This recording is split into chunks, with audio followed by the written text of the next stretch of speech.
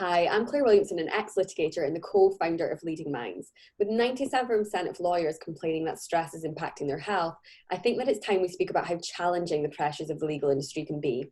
So this podcast is a space where lawyers can come together to discuss how they've overcome the challenges they face in their role and gone on to thrive within their career. Whether you're a trainee, a partner, or anyone in between, I really hope that this podcast will leave you feeling inspired, empowered, and with the confidence that you can leave your mark on the legal industry. So today I'm joined by Amy Clowrey. She's the immediate past chair of the JLD of the Law Society and an associate who specialises in helping child abuse law. So Amy's going to be speaking about how to navigate the stress of the legal profession and the reality of dealing with emotionally charged situations. So thank you so much for joining me today, Amy. It's no problem. Thank you for having me. I thought it'd be really interesting for everyone to maybe just hear a little bit about your career to date. So where you where you studied, where you trained, and how you got to be in the department that you are today. Yeah, so I started off, I knew from a young age that I wanted to be a lawyer, and that was sort of because of mum and dad's divorce. So I was just intrigued as to why the decisions had been made about mine and my brother's life, and I thought it'd be interesting as a legal career. So that's sort of what sparked my interest. So I predominantly wanted to be a family lawyer, and then I went to university in Huddersfield because they offered the MLP, which is a combined course. So it's the combined LLB and the LPC. Okay. It's undergraduate, so you don't have to pay for a loan. So, a bank loan to pay for the LPC, because I wouldn't have been able to afford that. And at the time, there was only Huddersfield and Northumbria offering that. So that's why I chose Huddersfield, because it was closer to home. As a result of that, I ended up in a high street practice in Halifax, which specialised in personal injury law. I managed to get a training contract there and stayed there for approximately 6 years. During my training contract, I started doing some work at Switalskis Solicitors, which is where I am now. I was seconded there and I did childcare law. And whilst I was doing childcare law, I realised there was a big link between children that were abused ending up going through the social service system and having their children taken away from them. So that's when I decided that I wanted to specialise in child abuse law and use the skills that I'd learned as a personal injury lawyer,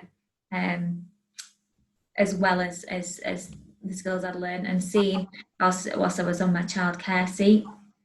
So I went back to my old firm, stayed there for a little while, and then I came back to Switalskis after I've been qualified for a year, and I've been there since. And now I'm really happy where I am. I couldn't imagine really being anywhere else or doing anything else.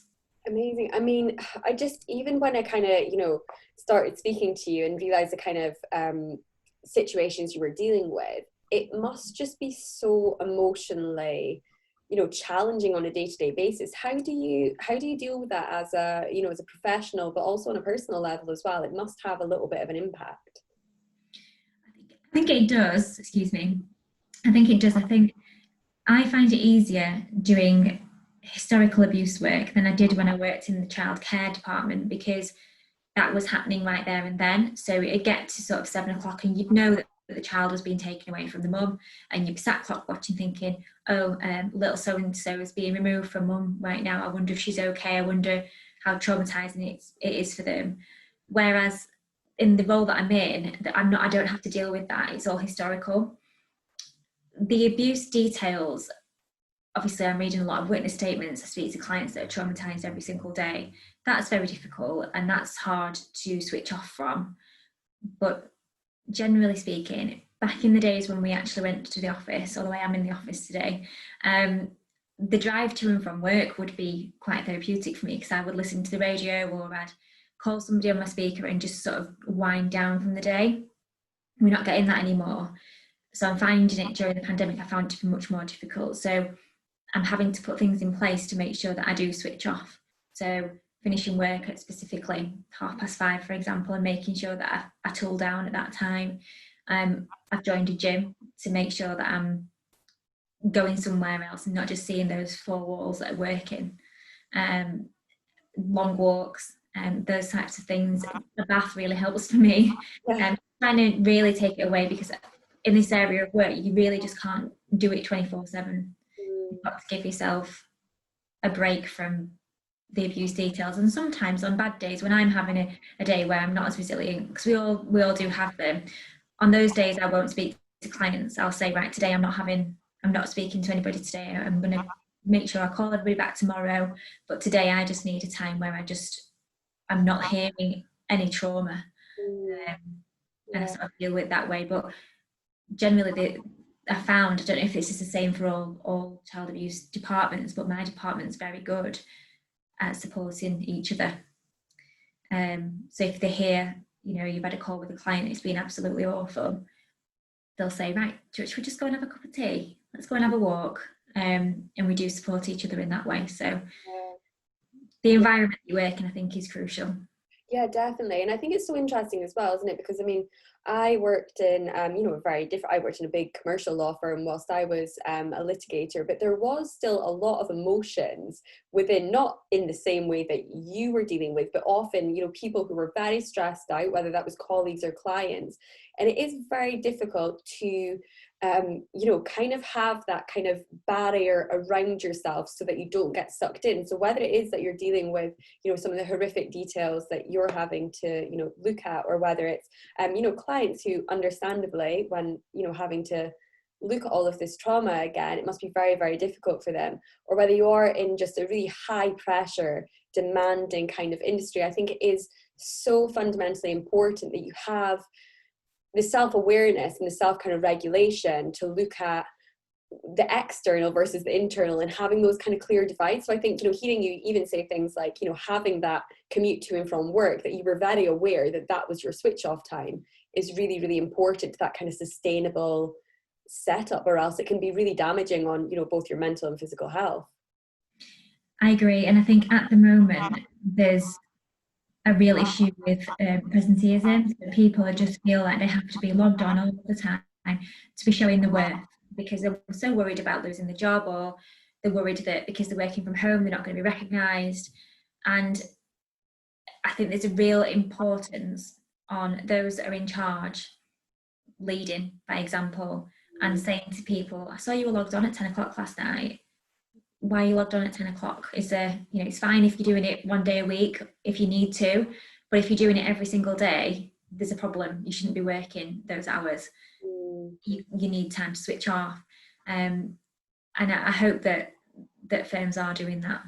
Yeah, I think, there's been so many, obviously, negatives that have came from the pandemic, but I do think that it has made us all look at ourselves and the way that we were working, the way that we were operating, both kind of personally and professionally, and actually think, is this serving me? Is this serving my career progression? Is this, in your firms as well, looking and putting in place practices and strategies to support people in different kind of roles? I think, it gave us a real chance to reevaluate and question, is this sustainable long term? So yeah, I totally agree with you in terms of, leading from the top down, and firms themselves having to think about these issues. Yeah. And in terms of, you have been very closely involved with the junior law division of the Law Society, and I wonder if you could tell us a little bit more about how you got involved with that. Yeah, so when I was working in Halifax, which I mentioned earlier, I realised there wasn't very much going on. There wasn't much support for junior lawyers in the area, and a friend and I decided to set up the Halifax Junior Lawyers Division, and that ended up being the Halifax and Huddersfield Junior Lawyers Division, which we co-founded. I then ended up, because we were such a small group, we sort of had to do all of the roles. So I ended up being the national representative and travelling to London and going meeting with the National Law Society and talking about issues that affect us locally, with all the other local groups around England and Wales. And I just basically fell in love with it. So I fell in love with it, the community spirit, because I was from a place where there weren't that many trainees. I think there was only 2 trainees in my firm at the time. I was able to talk about issues that were affecting me and the people that I was representing in Halifax and Huddersfield with people from across the country. And I just thought it was wonderful. I thought it was brilliant. They were doing a really good job representing junior lawyers' interests. And I just ended up becoming very involved with the committee and doing things, volunteer work. So I'd go down a Saturday and I'd volunteer, and I was elected, and I think it was 2015, I think, that I was elected. And after a couple of years, I decided that I was going to run for chair, which I was successful in. So I was vice chair and then chair last year, stepping down in November 2019, and I'm now the immediate past chair. I think I take that hat off in about 2 weeks, and then I have no relationship apart from being one of the former chairs of the JLD. But it was absolutely a brilliant experience. It was hard work, that on top of your day job. Yeah. Especially when I was chair. Your job, yeah. Yeah, it was like having 2 full-time jobs. It was quite intense. But the skills that I developed and the connections and the people that I met, it was priceless. I'd do it again tomorrow.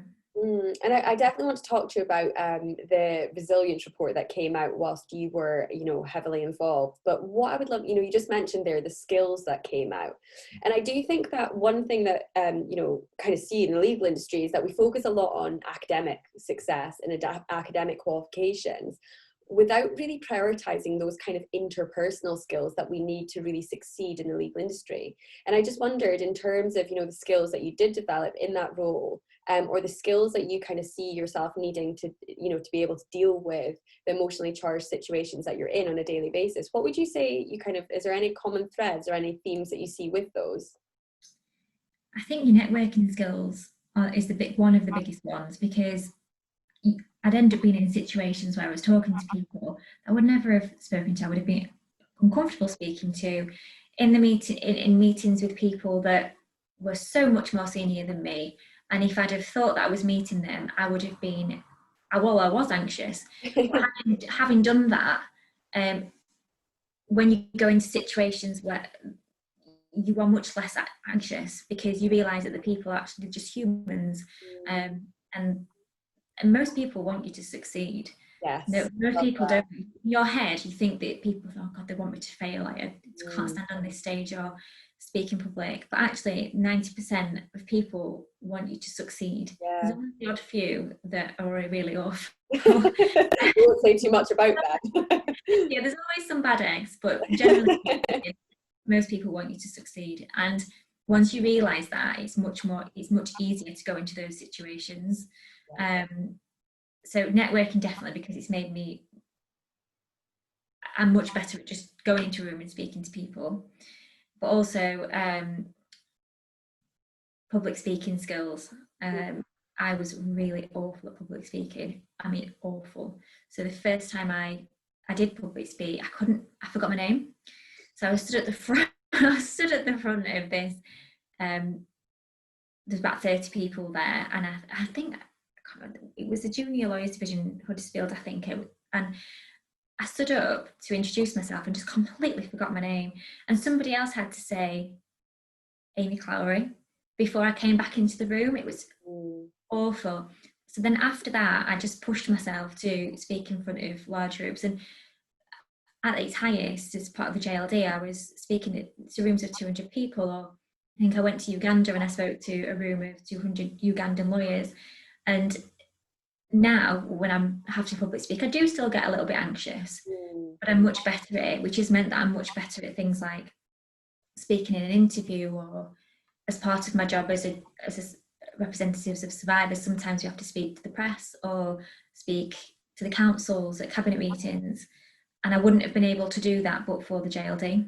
Yeah. And I wouldn't have got that experience anywhere else, because you're not taught that at university. Yeah. So it's so interesting you say this, because my job is public speaking, but the reason I got into public speaking was when I left the legal industry. I was kind of like, oh, I might work with people one-on-one. And then I kind of was like, if I really want to have an impact, I really need to be going into law firms and doing this. But I could not think of anything worse than public speaking.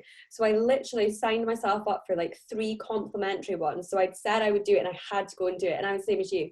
I couldn't remember my name. It was horrific. And it took me it's the best thing I've ever done, in terms of, because I was so determined that I was going to get better at it, and then everything else just never felt like a big deal. And even a few years ago, I was still suffering quite bad anxiety before I would do public speaking. I would love it afterwards. I would just be like the thrill and the buzz you get from it. But I still had such a negative mindset and connotation that I was someone who hated public speaking, even though it was my job. So I actually was like, right, that's it. I'm going to do something that I just can't think of anything worse. And it was the thought of like learning to like surf or be in the water. It was like my worst nightmare. It's like, I'm going to learn to surf, because if I can do that, I can transfer that in. And now I've moved to Devon. I surf every day pretty much. Like, I love it. I'm out in like the big waves, the bigger days. And it's weird how that has had such a direct correlation onto my ability to develop those kind of like, nothing really phases me now. I did a webinar a couple of weeks ago and had 2,000 people on it, and I was like not even bothered. I was like, can't wait to do it. So I think it's interesting how it's it hasn't directly came from your career, it's came from a part that's directly related to your career. But even developing those kind of skill sets in other areas of your life, whether it's because you're part of a team sport, which probably not many people are at the moment, or facing something that just feels really big to you, I think it does kind of give you that personal confidence to be like, wow, I remember when I did that and that was nothing. So yeah, I agree. Really, when you were saying your story, I was like getting a bit hot and flustered for you, thinking about it and thinking, God, that used to be me as well. It was awful, and I'd look back and I'd just be like, and it was just, I had to have it all written down, not even bullet points. It was had to all be written down, just in case I forgot what I was going to say. At least I could then read. And there are mistakes that you make when you're public speaking, and they're always, I think I said the wrong name of somebody recently when I did it, but everybody giggled and we moved on, because I think it's better when you make those mistakes, because people see you as a human, and they want, as you said, they're kind of willing you to succeed, versus thinking, if you're coming across as so kind of almost computer-like, they don't relate to you. So yeah, I think it's really interesting hearing that, because I think very often do we speak openly about the things that we maybe find challenging, or we kind of see it as like a sign of weakness. But I think being able to overcome something that you find challenging can really boost your confidence in all other areas of your life, like you said as well. I think so, and I'd encourage people to get involved with not necessarily the JLD, any other organisation that do something outside of work, like you're surfing, where you're doing something that's challenging and you're overcoming your own anxieties, because it makes such a difference to your ability to progress in the workplace. Massively, yeah. And I think it makes you realize as well that career is very important, and I know many of people listening to this are very driven, very ambitious. They wouldn't probably have found us had it not been for that. But I think you do also have to have that kind of balance of other things as well, and have goals outside of work that matter as well, because it makes you a better rounded person. And especially when we're talking about networking, like, who wants to go to a networking event and speak to someone who only works? Like, you're like, oh my God, whereas if you're kind of saying, oh, I'm involved in JLD as well, or I surf, or whatever it might be, I do think it makes you just a more fundamentally interesting and dynamic person to build relationships with. Yeah, because you've got something to talk about, haven't you? And you can find common ground when you go into the workplace, for example. And also, that's another way of switching off. So yes, for example, when I was doing my JLD work, I was still working, but it's a completely different kind of work to what I was doing in my day job. So it allowed you to switch off from the nitty-gritty legal work. And that's the same for any hobby or extracurricular group that you're a part of. So going back to JLD, because I got weirdly a little bit starstruck when I met Kaylee Leone, because I interviewed her for the podcast, and when we had the interview, she told me that she was behind the kind of JLD resilience report of 2019, and this is like my Bible. Like, I use this all the time in my webinars, in proposals. Like, I know this report inside out, basically.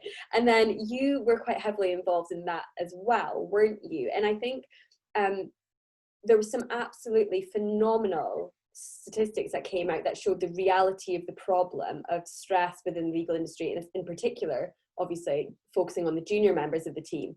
So I just wondered, how did that kind of come about, and what was the implications of this report?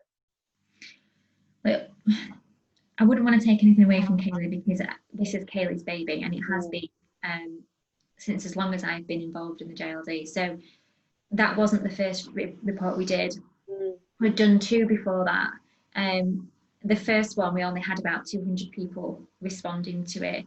The second one was about 1,000, and the third one was about 1,800 people. So it sort of developed over the course of whilst I was involved with the JLD. And it came about because the JLD was getting a lot of emails from members with concerns about their working environments and their mental health. So Kaylee and the rest of the JLD decided to run a survey just to get a taste of what was what's happening really. And I think when it came back, the results were so shocking that we then decided to make it an initiative and run with it. So every JLD event, there's always a session on mental well-being. That could be, it could be just well-being and mindfulness, or it could be to do with the online world, but there's always something there which is well-being orientated. And I know that there's been a lot of literature done on the back of Kaylee's work. So for example, now Kaylee's now involved in the Law Care report, which she again is behind. Phenomenal. How does she possibly manage this? It's insane. I don't, honestly, she just must be superwoman. It's either that or she's got a team as big as Beyonce, isn't it? I think that's it. I think she's just a superwoman. So each year the results became more stark because more and more people were responding. And then last year we opened it up for people to comment. And some of the comments that we received about, suicide, for example, we found out that there was a big, I think it was 1 in 15 people had thought about suicide. And that was just horrific. And some of the comments that we got from people were very worrying. So Kaylee then decided to roll it out to the nationally to all lawyers, not just to junior lawyers, because it's not just a junior lawyer issue. It's certainly at all levels of the legal profession. So it's just got bigger and bigger each year. And I think the results of the survey this year will be even more telling with the pandemic. I think there'll be a lot of worrying statistics to come out of the Law Care report this year. Yeah, the one thing what I would firstly say is to anyone that is listening, please do go and do the Law Care survey. It's about 20 minutes, I think it takes, but it is really important to get a snapshot, as to what's actually going on in the legal industry, whatever kind of, level you're at. So we'd really encourage everyone to complete that if you can spare 15, 20 minutes. But the other thing I was going to say was, I think one thing that I felt when I was especially as a junior member, but onwards in my career as well, was that I couldn't admit if I was feeling stressed or that I had too much work on or that I didn't really know what I was doing, because it felt like it was almost a sign of weakness. And I think that these surveys, they're more than just statistics. They're kind of an acknowledgement that everyone is facing the same pressures and feeling the same way, and hopefully that leads to more initiatives being put in place and more support systems. But even if it's just a case of knowing that it's not just you, I think it makes it much more likely that people will actually put their hand up and say, actually, have you ever felt like this? Because I'm feeling really overwhelmed or anxious or whatever that might be. So I just think these things are so important to actually start to create an awareness around about mental ill health, but also to start to create a change as well. I agree with you there. And the Law Care survey, honestly, I don't think it's even 20 minutes that it takes. It is a really quick survey, and the more people that respond, the better things will be put in place for people. Law Care works very closely with the Law Society. So I know that, I'm sure that the results that come back from that report will be taken seriously by the Law Society. But I also think that this year, with the pandemic that's going on, things like you just said, like, I don't know who to turn to for support, that's an even bigger issue because everybody's working from home. So one of the things that JLD is seeing a lot of at the moment is like concerns about supervision. How are people being supervised? How are people being mentored? What happens with your training contract, because you're supposed to be supervised and mentored on your training contract? things like that are really big issues I know that firms are now looking at. So hopefully that'll all be highlighted in this report that comes out, and things will be put in place to support everybody at all levels, but particularly junior lawyers that I know at the moment are struggling. Yeah, of course. I mean, I can't even imagine doing my traineeship during, this situation that you're potentially facing, if you started in February, March, nearly a year where you're not actually having been in the office. And it's really worrying. We see a lot of lawyers, junior lawyers and trainees and NQs really being concerned that they're maybe not getting the exposure that they would to other, that they would if they were in the office, but also that they're maybe not developing these interpersonal skills that we spoke about. Because I don't think, even if you've got the best formal supervision and support system in place, it's not just that helps you build those skills. It's the networking events, it's talking to your secretary, it's the other kind of more junior members of your team, and developing those kind of ways of working, not just your direct port of call. So yeah, I mean, is there anything that you would suggest for anyone that's maybe feeling that at the moment that they could do to kind of support themselves further? So I would certainly be looking online to see what courses are out there that are free at the moment. I think there's there are lots and lots of courses out there or events that are going on that have gone online. And I know that we're absolutely sick to death of Zoom quizzes and that sort of thing. But since the start of the pandemic, we've actually become so much better at Zoom events. So I recently went to a mental health course through Leading Minds, and it was done by Zoom, but we went into breakout rooms to do some of the what would you call them? To do some of the tasks, and I got to network with the people that I was in the breakout rooms with. So just because the world has almost come to a halt, everybody is still working behind the scenes. Yeah. And people are still there, albeit in the pajamas on the bottom half of them. Bottom half, yeah. They are still there online. So I've worked from home for the last 5 years, so I already knew about the Zoom jumper. You guys were well behind the trend. The jumper that you have on the back of your chair that you put on just as you go into your call. Well, I started buying, I'm now looking at buying sort of pajama trousers, so like proper not leggings, because I just find them a little bit, I'm not sure. I want something wide-legged. That's where I've got to. They need to be a bit more pajama-esque. But not jogging bombs, because that would feel a bit lazy. So that's all about the luxury comforts clothes now, isn't it? It is. So people are still there in their luxury leggings. Yeah, they are. Doing networking events online, and I would suggest that you get involved with that. I know that the JLD nationally, not just the national JLD, the local JLDs around England and Wales are doing lots of online classes. They're doing all sorts. There's yoga, there's just general events to meet people. So I would recommend getting involved in that, and getting involved in the firm's initiatives like book clubs that are going online, or team meetings that are just there. So I know that a lot of places are doing online meetings maybe once a week just to catch up. Log in. I know that it's a pain in the backside to brush your hair and put a jumper on, but you'll feel much better once you've spoken to your colleagues. I would add as well that now I think is the perfect time to reach out to people, because everyone knows that, people are having difficult times, or they're maybe not getting the exposure or the support that they would like. So if you were always a bit intimidated to reach out to a partner or someone that you admired on LinkedIn, like just send them a message. People send me messages all the time, and I'm like, yeah, let's just have a quick call. Even if it's just, not that I'm particularly inspiring, but even if it's 15-20 minutes, like if they've got a question, instead of just typing an email response, I'll be like, let's just have a quick call. Because I think that, everyone kind of is a lot more empathetic and compassionate, and realizes that actually these people aren't getting the opportunities that they were. You can, they might say no, they might be too busy, but people don't have the commute in the same way that they did, or they might just not have the interaction. So it's like something to pin your day around, isn't it? Like, oh, I've got a Zoom call at this time. Perfect. So I do think that it's maybe a perfect time to just have open conversations and just reach out to people as well, and ask for their advice and how to get into that department that you want to, or how to progress your career even though you're working remotely. Just ask, because people are really keen to support, other people, I think.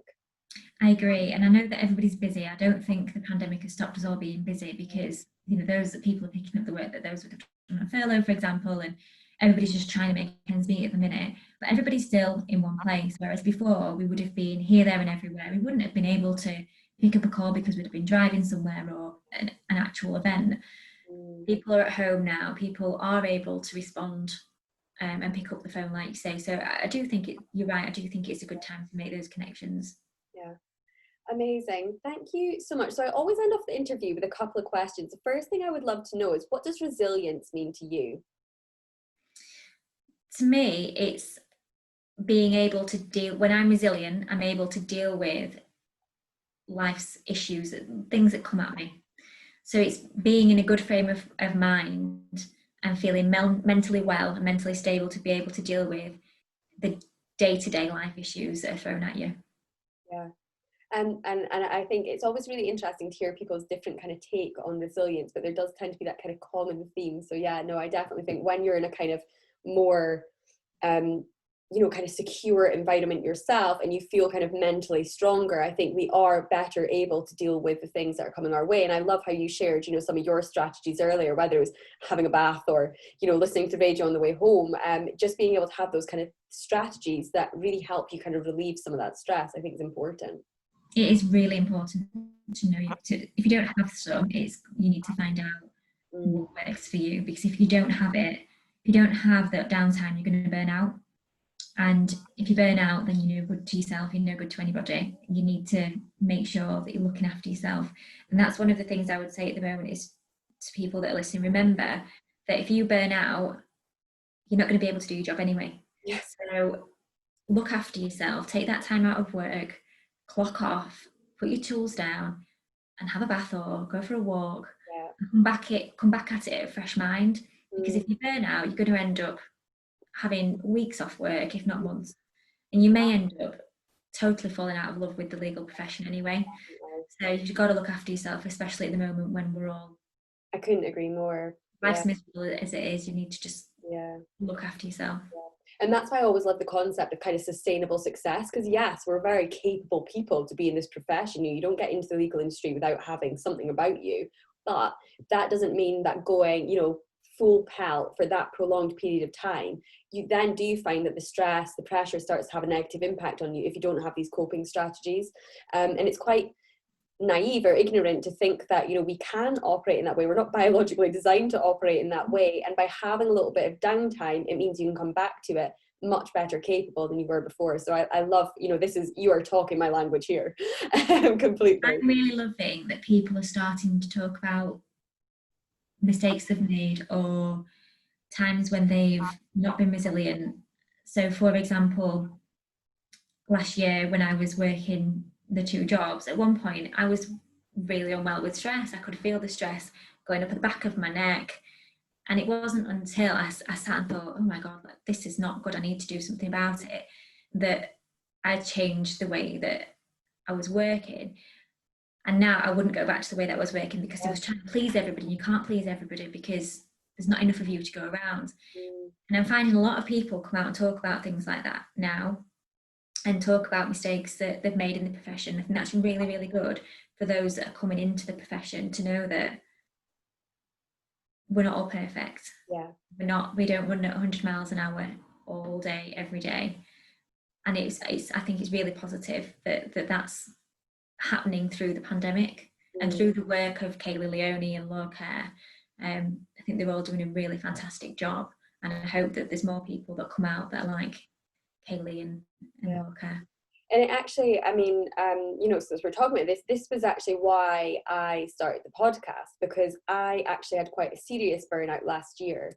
And it was really strange, actually, because it wasn't that I was unhappy. I was absolutely loving what I was doing. It was just that I wasn't prioritizing the things that I knew I needed to do to be able to continue at high level, because I was so like buzzing with adrenaline, so excited. I just kept plowing ahead and didn't realize until it was probably a bit too late. And I started suffering from really bad anxiety and panic attacks, and almost panic disorder as well, where I had anxiety about being anxious, which is just no fun for anyone. And it's it seems really strange to think about it now and to think where I was, but I was just so worked up. Like I couldn't sit, I couldn't relax. Like even like trying to read or have a bath, like I literally couldn't do it because my brain was like, felt like it was vibrating.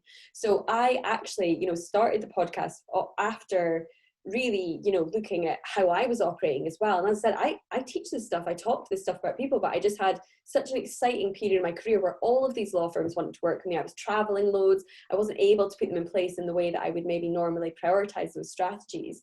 And yeah, I just had a real serious burnout and wanted to open up the conversation and say, look, this happens to us. It's fine. It happens. We can come back from it.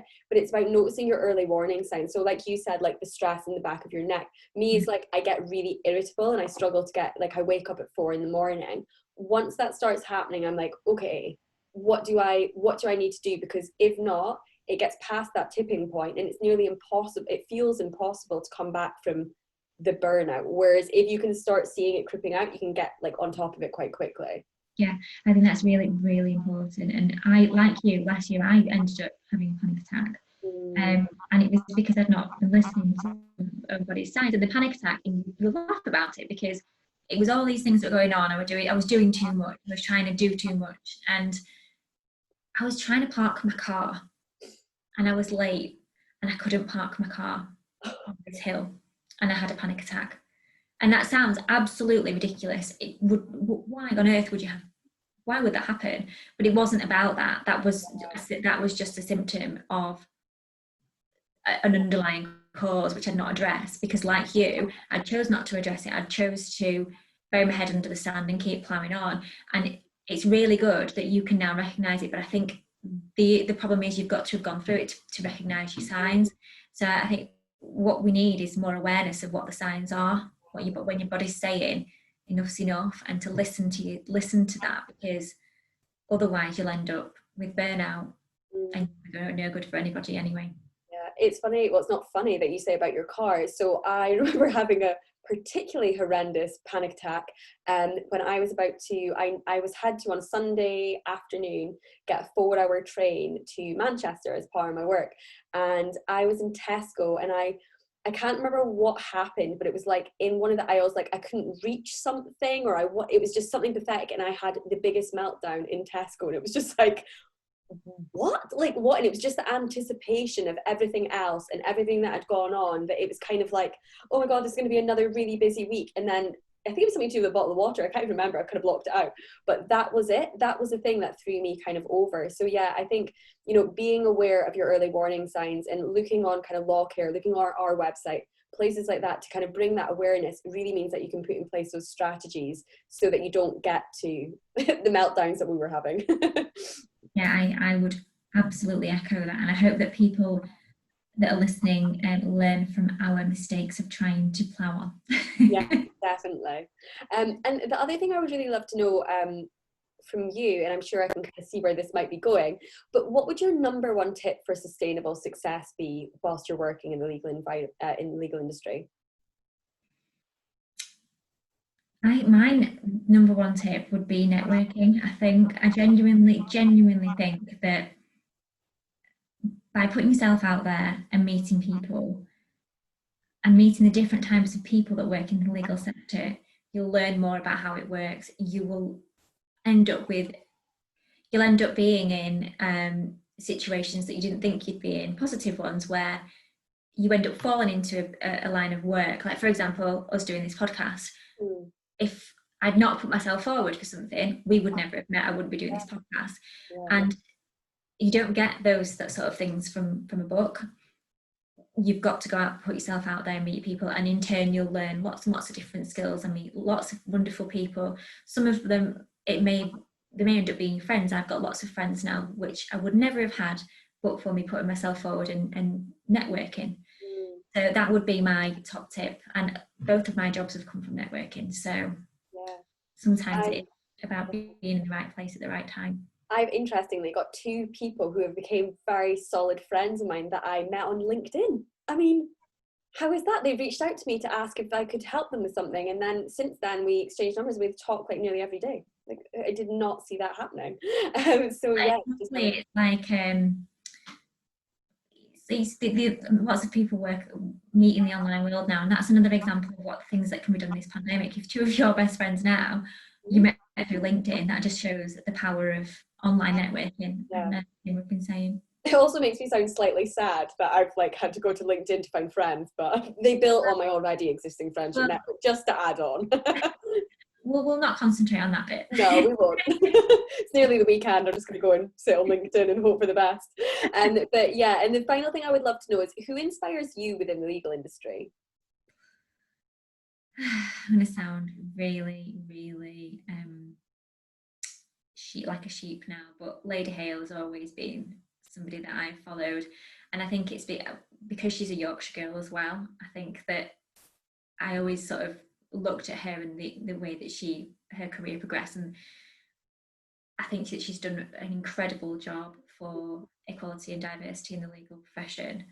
But at the moment, I think I know Lady Hale's now retired, and there's lots of fantastic women that are coming up through the legal sector. One of the ladies that springs to mind, for example, is Sally Penny. She is a barrister that's she does the Women in Law podcast and runs Women in Law, and some of the work that she's been doing has been absolutely fantastic. So I think there's lots and lots of people that are coming through now that we can see more, that are very inspiring because we have access to the online world. Yeah. Amazing. Thank you so much for having such an open and honest conversation with me as well. It's been really great hearing about, your story, your journey, your work with the JLD, your initial feat of public speaking like me and everything else. And I'm sure many people will really appreciate, the honesty that you've shown today, because it is rare to hear people talk about these things, but it's also really, I kind of think, showing that you've got such a hugely successful career, yet you still have had times when you face those challenges. So I think a lot of people are going to probably feel a lot more confident in themselves that, they can overcome anything they're going through or work through those pressures to, to also have that successful career. So thank you for giving me your time today. Thank you for inviting me. It's been lovely to talk. Yeah. And for everyone that's listening to the podcast today, I'd really encourage you to follow us on LinkedIn at Leading Minds for the kind of weekly episodes of the podcast. And also maybe subscribe on our website as well, leadingmindsglobal.com/podcast, where you'll get the episodes sent direct to your inbox. So thank you so much for joining us today, and I look forward to speaking to you guys soon.